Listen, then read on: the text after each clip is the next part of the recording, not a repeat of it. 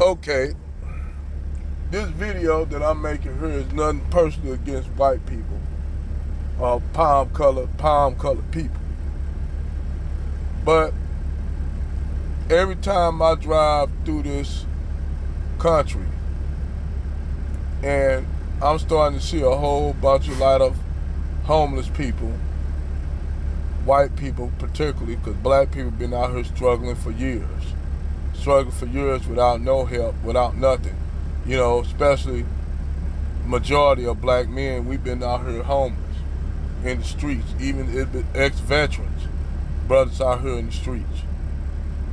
So for years, they always tell black men to pull ourselves up by the bootstraps, you know, tuck our chins in and do what we got to do as men. And they told us this. This is what black men have always been told, to pull yourselves up by some non-existent bootstraps that you don't have and get out here and make something out yourself. And a lot of us did just that. The only thing is, when we did it, they destroyed burnt our communities down, like Tulsa,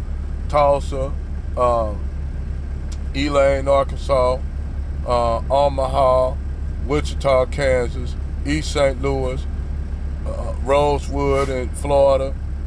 So many lake towns and towns burnt down and destroyed from black men building their communities and thriving. Those communities was thriving black communities built by black men after Reconstruction during the era of Jim Crow.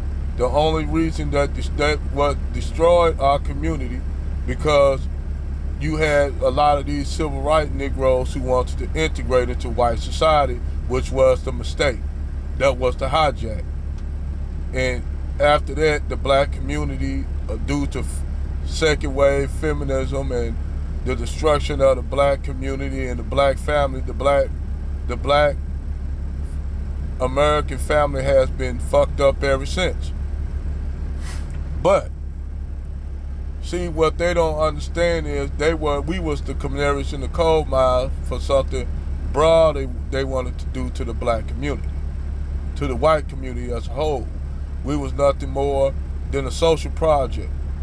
And middle class white people used to say, well, those niggers, this and that and that. You know how the middle class, those white people who the jobs left the inner city and went to the suburbs, and after World War II, it was a lot of grants and loans offered to white soldiers and GIs coming back, but then offered black people in it, black soldiers, not a damn thing after we fought all the wars and shit. We didn't get nothing out the deal.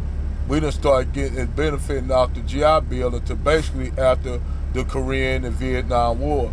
But the brothers that came back from World War I and World War II, they didn't get shit. The great generation didn't get nothing. We had to build the shit from the ground up. And then when we did build it from the ground up, they came around and burnt it down, because we was doing better than them during the Great Depression. Even though we was up under Jim Crow and all the anti-black laws and shit, all the laws that they had to keep black men at the bottom, we punched through that and made it to the top. Fought our way to the top. And then when we did that, they destroyed our communities. Well, you fast forward to now, and you see a lot of these white people living in tent cities and shit in your major metropolises, from LA to New York to New Jersey.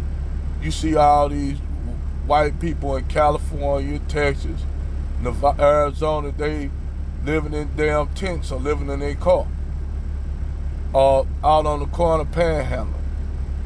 So when you see these people coming, these white people come and ask me for money, I ask them, why you all poor?